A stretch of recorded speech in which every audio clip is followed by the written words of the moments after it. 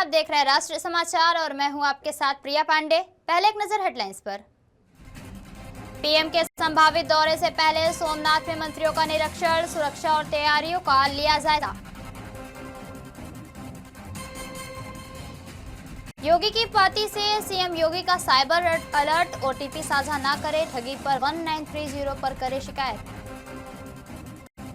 सूरत district court को बम से उड़ाने की धमकी, ईमेल से हड़कंप, बम स्क्वाड अलर्ट। साबरकांठा में भीषण सड़क हादसा, स्कूल बस कार टक्कर में कार चालक की मौत, बच्चे सुरक्षित। सूरत के जीआईडीसी औद्योगिक क्षेत्र में 24 घंटे सीसीटीवी निगरानी, प्रदूषण और अवैध गतिविधियों पर नजर। गृह राज्य मंत्री हर्ष सांघवी, जीतू वघानी और मंत्री डॉक्टर प्रद्युमन वाजा आज सोमनाथ पहुंचे। प्रधानमंत्री नरेंद्र मोदी के संभावित दौरे को लेकर 3 मंत्रियों ने सोमनाथ मंदिर परिसर, हमीरजी सर्कल सहित आसपास के क्षेत्रों का पैदल निरीक्षण किया। इस दौरान हर्ष सांघवी ने प्रशासन और पुलिस अधिकारियों के साथ सुरक्षा व्यवस्था, ट्रैफिक प्रबंधन और चल रहे विकास कार्यों को लेकर विस्तार से चर्चा की। उन्होंने अधिकारियों को प्रधानमंत्री के दौरे को ध्यान में रखते हुए सभी तैयारियां समय पर पूरी और मुस्तैदी के साथ करने के निर्देश दिए हैं। मौके पर रेंज आईजी, एसपी और बीजेपी के नेता उदय कांगड़ समेत कई वरिष्ठ अधिकारी और नेता भी उपस्थित रहे। उत्तर प्रदेश के मुख्यमंत्री योगी आदित्यनाथ ने योगी की पार्टी के माध्यम से प्रदेशवासियों को साइबर अपराध के प्रति सतर्क रहने का संदेश दिया। मुख्यमंत्री ने कहा कि मोबाइल और इंटरनेट ने जहां जीवन को आसान बनाया है, वहीं साइबर ठगी की घटनाएं भी तेजी से बढ़ रही हैं। उन्होंने बताया कि साइबर अपराध पर लगाम कसने के लिए सरकार ने एक मजबूत नेटवर्क खड़ा किया है। सीएम योगी ने कहा कि वर्ष 2017 से पहले यूपी में केवल 2 साइबर थाने थे, जबकि आज प्रदेश के सभी 75 जिलों में साइबर क्राइम थाने और हेल्प डेस्क स्थापित किए जा चुके हैं। उन्होंने स्पष्ट किया कि डिजिटल अरेस्ट जैसा कोई भी कानून में प्रावधान नहीं है। मुख्यमंत्री ने लोगों से अपील की है कि वे अपनी व्यक्तिगत जानकारी और ओटीपी किसी के साथ साझा ना करें। साथ ही साइबर ठगी की स्थिति में तुरंत 1930 हेल्पलाइन पर शिकायत दर्ज कराएं। सीएम योगी ने विशेष रूप से वरिष्ठ नागरिकों को जागरूक रहने की अपील की है।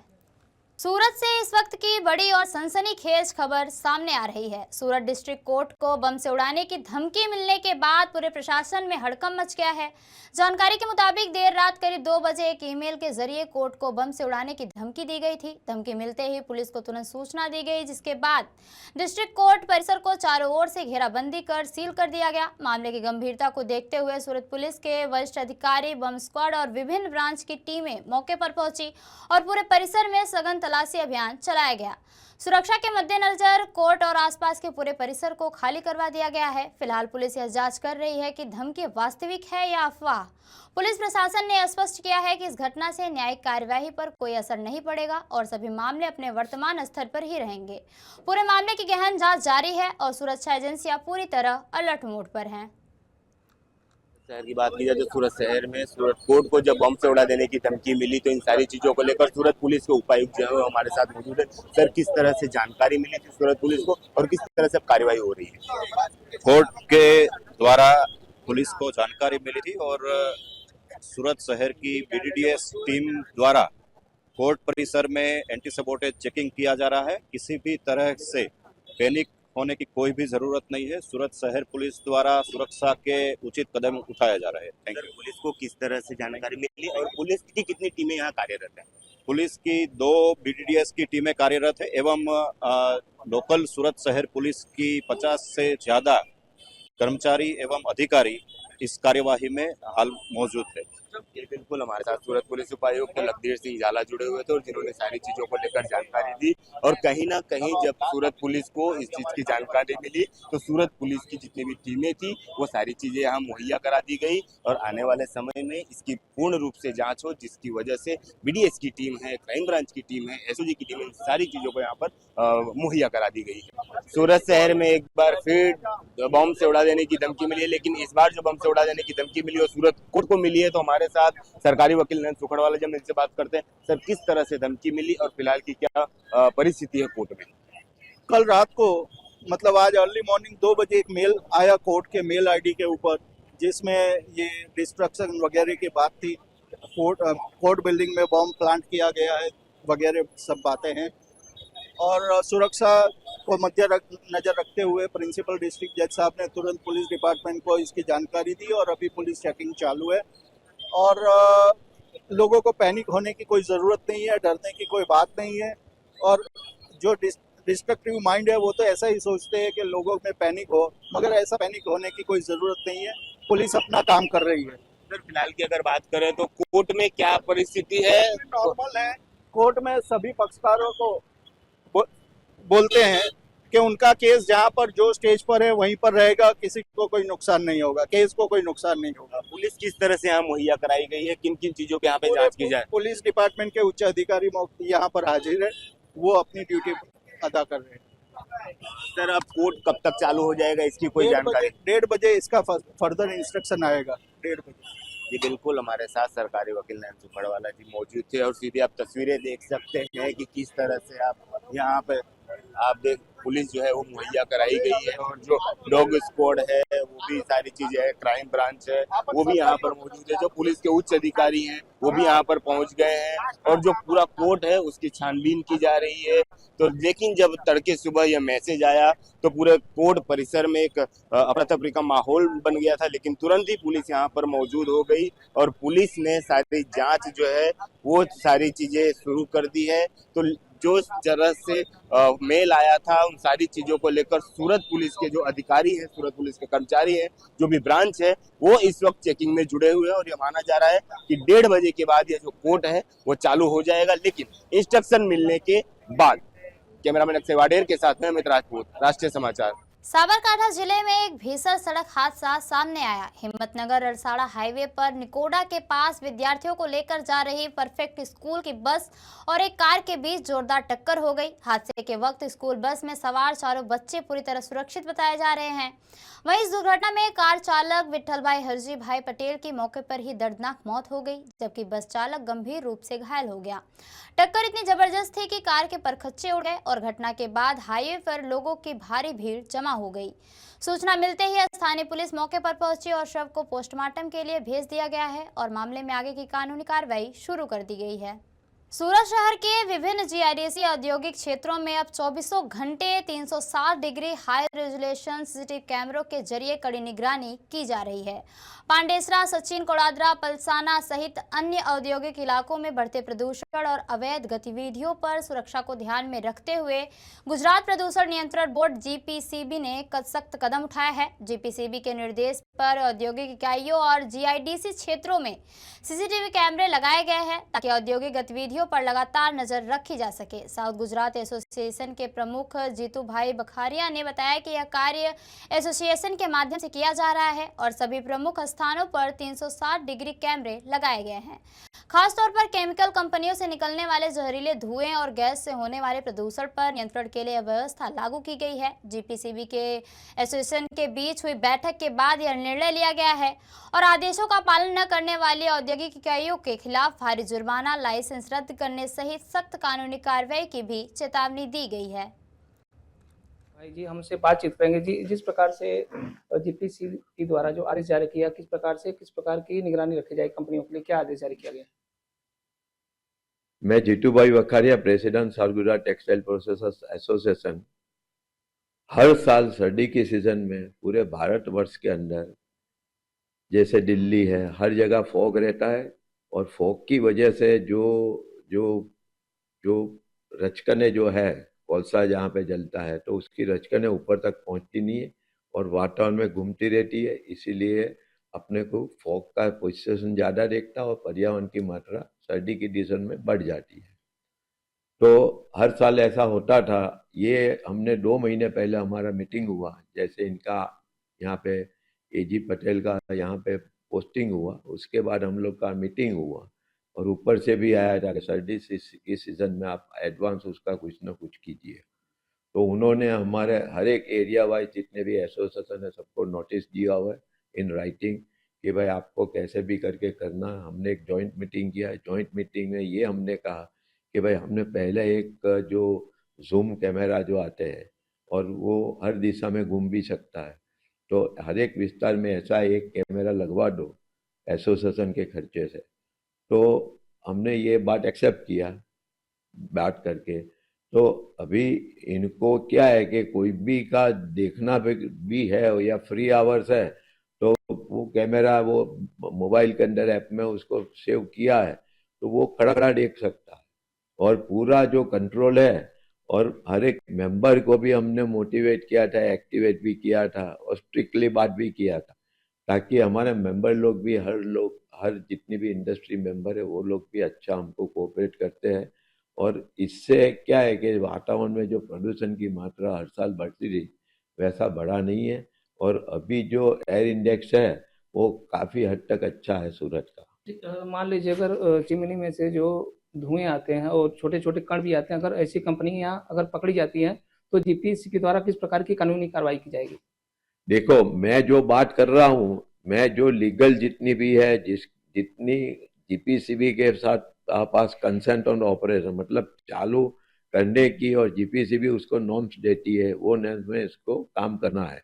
जो इलीगल चिमनी है ना उसका कभी अभी इश्यू अभी अनसेटल्ड है और दूसरे जो है जो इलीगल डाइंग प्रिंटिंग चलते हैं अभी उसका कोई सॉल्यूशन नहीं है क्योंकि जीपीसीबी बोलती है कि भाई ये एसएमसी में उसका एफ्लुएंस जाता है ये तो एक थोड़ा एक कॉम्प्लिकेटेड है वो लेकिन वो भी रिजॉल्व हो जाएगा।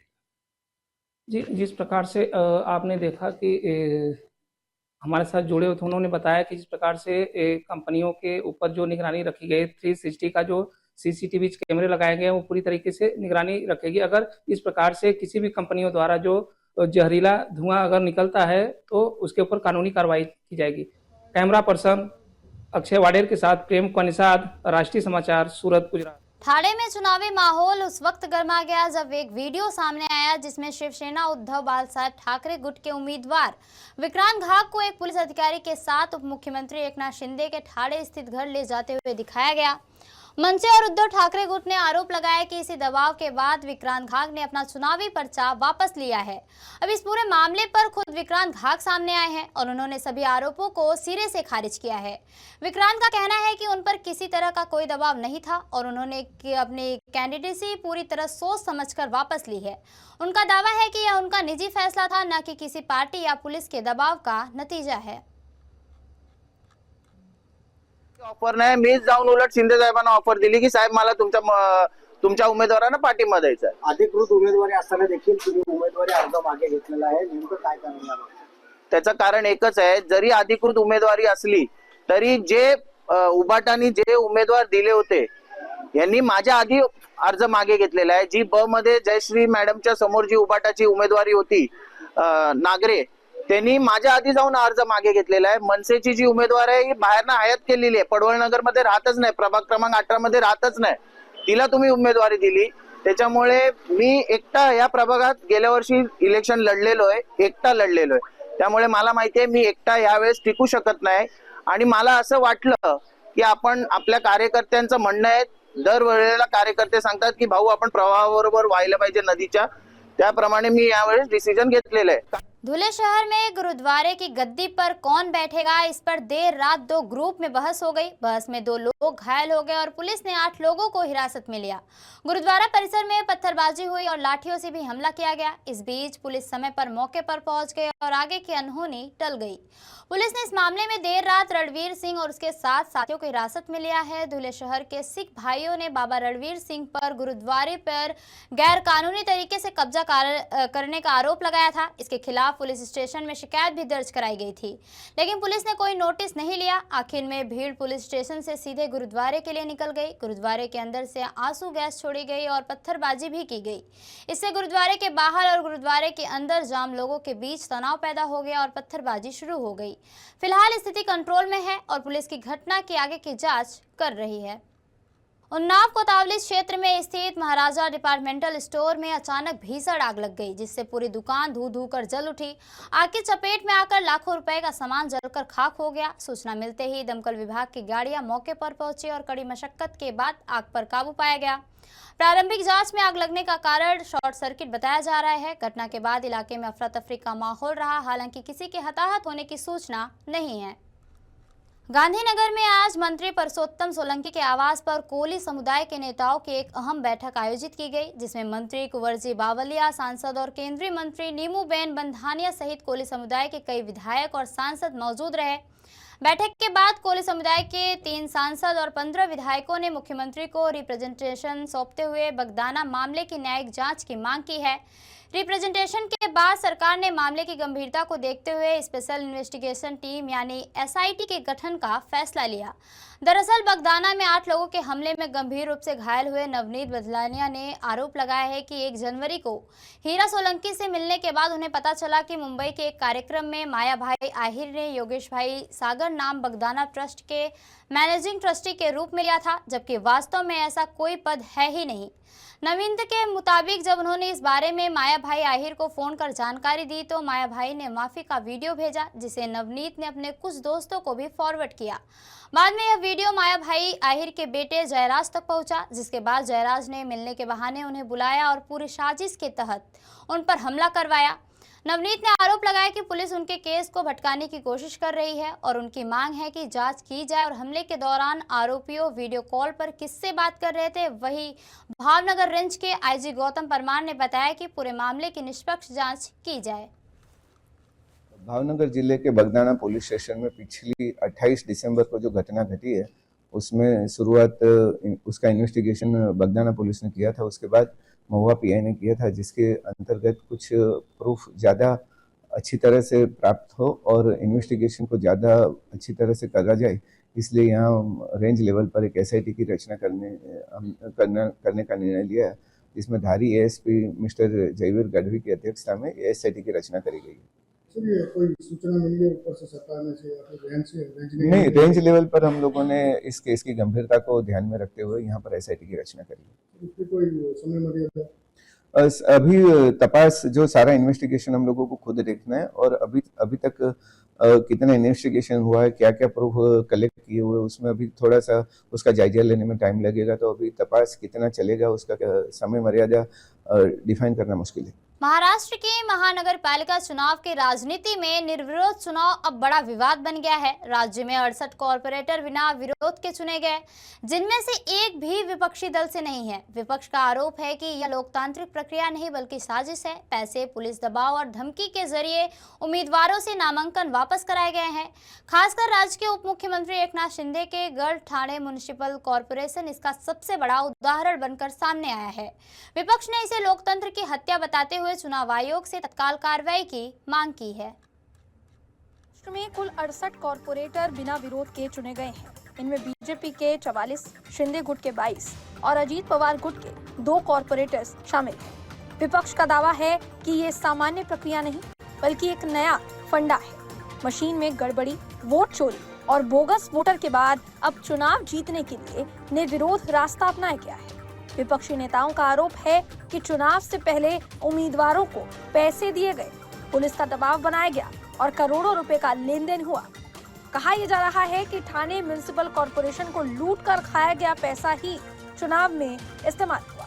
रूलिंग पार्टी के कुछ विधायक खुद इस मुद्दे को विधानसभा में उठाने की बात कह रहे हैं। तुमच्या मशीन मध्ये गडबड, वोट चोरी, त्यानंतर बोगस मतदार, आता एक महाराष्ट्रामध्ये नवीन प्रकार या ठिकाणी जिंकण्यासाठी म्हणजे इलेक्शनच्या अगोदरच त्या ठिकाणी पैसे देऊन, धमक्या देऊन, पोलीस यंत्रणा वापरून, त्याचबरोबर पैशाचा आमिष दाखवून कोट्यवधी रुपयाचा व्यवहार या ठिकाणी या संदर्भामध्ये झालेला आहे। आज तुम्ही बघितलं असेल ठाणे महापालिका लुटून खाल्लेली आहे या मंडळींनी आणि या महापालिकेची अवस्था एवढी वाईट आहे की दरवेळेला पगार सुद्धा त्याचे लेट जात आहेत। परिवहन असेल, शिक्षण मंडळ असेल किंवा इतर संबंध असेल, आज कित्येक याचा अजूनही हिसाब लागत नाही, ऑडिट झालेलं नाही। तर हे आम्ही बोलत नाही, त्या सत्ताधारी पक्षाचा आमदार सांगतोय, तो विधानसभेमध्ये प्रश्न मांडतोय, परंतु त्या आमदाराची दखल सुद्धा घेतली जात नाही। म्हणजे कशा पद्धतीने हे चालू आहे तुम्हाला माहिती असेल। शेवटी हाच पैसा भ्रष्टाचाराच्या माध्यमातून आलेला पैसा आणि आज तुम्हाला माहिती असेल या ठाण्यामध्ये, या ठाणे जिल्ह्यामध्ये, या महाराष्ट्रामध्ये कशा पद्धतीने ड्रग्स हे चालू आहे तुम्हाला माहिती असेल। थाने में महाविकास आघाड़ी और एमएनएस के उम्मीदवारों पर नामांकन वापस लेने का दबाव बनाया गया है। एक वीडियो सामने आया जिसमें पुलिस अधिकारी उद्धव ठाकरे की शिवसेना के उम्मीदवार विक्रांत घाग को उप मुख्यमंत्री एकनाथ शिंदे के थाने स्थित घर ले जाते दिखे। शिंदे के घर जाने के बाद उम्मीदवार ने अपना फॉर्म वापस ले लिया। आरोप है कि पुलिस और सत्ता मिलकर ये पूरा खेल चला रहे हैं। एक अपक्ष उमेदवार आहेत की आपला आमचा उमेदवार आहे, उमेदवार आहे त्याला पोलीसवाला एक पोलीस अधिकारी त्याला डीसीएमच्या घरी बंगल्यावर घेऊन चाललेला आहे बघा, हा तो व्हिडिओ आहे। याचा अर्थ आम्ही जे म्हणतोय की पैसे देऊन बिनविरोध नगरसेवक निवडून आणले त्याचं एक उदाहरण देतो। हा जो त्याचा विक्रम घाग ना विक्रांत घाग नावाचा मुलगा आहे आणि त्याच्याबरोबर एक पोलीस ऑफिसर आहे जो एकनाथ शिंदेच्या घरी चाललेला आहे, बंगल्यावर चाललेला आहे। मला असं वाटतं की पोलिसांचा जो वापर केला गेला तो पैशाचा वापर, आता जर हा मला वाटतं राष्ट्र आपल्या कोणाच्या चिन्हावर आपल्या शिवसेनेच्या चिन्हावर लढलेला मुलगा आहे, त्याने फॉर्म भरला होता आणि हा मुलगा काय करतोय, याला पोलीसवाला का घेऊन चालला एकनाथ शिंदेच्या घरी, याची चौकशी नको का व्हायला? आता हा प्रूफ आहे ना, आम्ही प्रूफ देतोय। आता याच्यानंतर जर अजून काही प्रूफ हवे असतील निवडणूक आयोगाला तेही मागा, तेही द्यायला तयार आहोत, पण हा सरळ प्रूफ आहे की एकनाथ शिंदेच्या घरी एक पोलीस अधिकारी हे आमच्या उमेदवाराला घेऊन गेलेले आहेत आणि त्यानंतर त्यांनी जाऊन अर्ज पाठी घेतलेला आहे। याचा देखील तुम्ही टाइम मॅच करू शकता की तो त्यांच्या घरी कधी गेला आणि तिकडनं अर्ज पाठी घ्यायला कधी गेला। सो या सगळ्या गोष्टी पाहता ही संपूर्ण निवडणूक ही मला असं वाटतं पैशानी आणि पोलीस यंत्रणेच्या दबावाखाली लढली जाते। एमएनएस और उद्धव ठाकरे गुट का कहना है कि 336 विपक्षी नामांकन फॉर्म खारिज किए गए। निर्विरोध चुने गए 68 में एक भी विपक्षी उम्मीदवार नहीं है, जिससे साजिश की आशंका गहराती है। चुनाव आयोग के रिटर्निंग अधिकारी के फोन कॉल रिकॉर्डिंग की जांच, सीसीटीवी फुटेज और संबंधित अधिकारियों पर कार्यवाही की मांग की है। विपक्ष ने चेतावनी दी है कि चुनाव खत्म होने के बाद इस धोखे का हिसाब लिया जाएगा। तर मला असं वाटतं आपण सुद्धा म्हणजे मतदार आहात या ठाण्याचे आणि तुम्हाला सुद्धा माहिती आहे की काय चालू आहे। मला असं वाटतं हा विषय जास्तीत जास्त, कारण आम्ही शेवटी आम्हाला रस्त्यावरती उतरण्याशिवाय पर्याय नाही, कारण तुम्ही बघितलं असेल जनतेच्या दरबारात जायचं तर या जनतेच्या दरबारात काय केलं त्यांनी बघितलं असेल आणि म्हणजे या निवडणुका होऊ नये यासाठी बिनविरोध केलं। त्यानंतर तुम्ही बघितलं सर्व यंत्रणा त्या ठिकाणी लावलेल्या आहेत। आज तुम्ही बघितलं असेल या महानगरपालिकेमध्ये ही लुटालूट चालू आहे आणि हे थांबवण्यासाठी नवीन चांगले लोकप्रतिनिधी येण्यासाठी या ठिकाणी आज आपण उमेदवार त्या ठिकाणी उभे केलेले आहेत आणि जाणून बुजून तुम्ही बघितलं असेल जेवढे निवडून आलेले लोक कोण आहेत, जे निवडून आलेले आहेत, जे 6 बिनविरोध आलेले आहेत ते सर्व त्यांच्या साथीदार आहेत सर्व।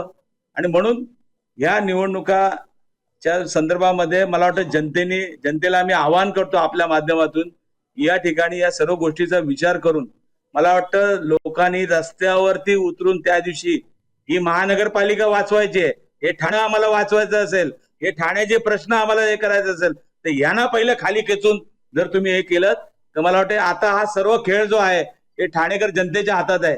त्यामुळे जनतेला आम्ही आवाहन करतो या निवडणुकीमध्ये तुम्ही रस्त्यावरती उतरून मतदान करा आणि या सर्व या दरोडेखोरांना या ठिकाणी घरे बसवा अशी नम्र विनंती आपल्या माध्यमातून करतो।